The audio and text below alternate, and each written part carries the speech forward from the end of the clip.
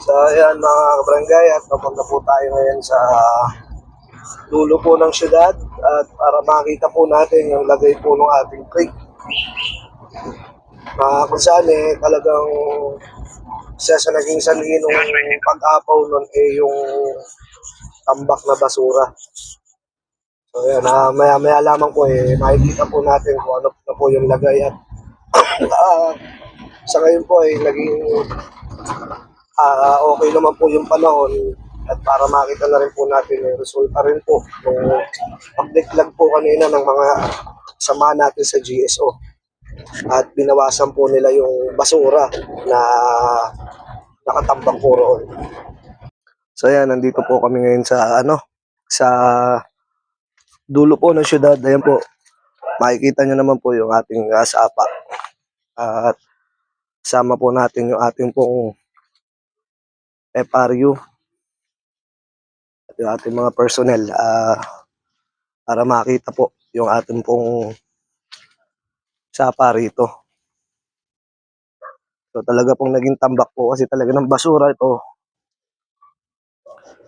Tapos sa mga barangay po namin na malapit po sa mga creek at doon na rin po sa mga barangay namin, iwasan na po natin ang magtapon ng basura sa mga daluyan po ng tubig natin kasi marami pong kabarangay din natin na napupurwisyo sa mga mabababang lugar.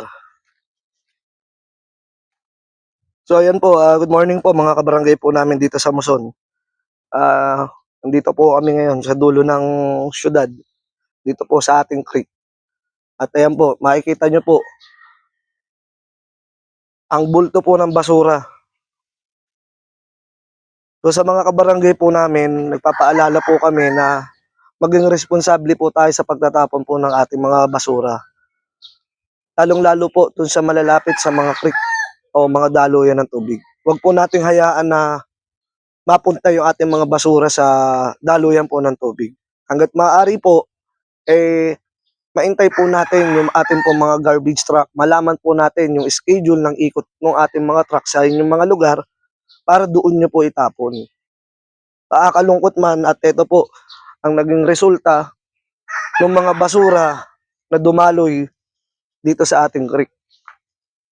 Tambak po yan.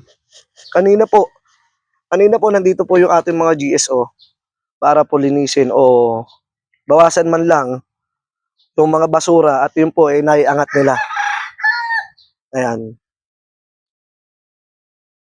Magiging resulta po talaga ito nung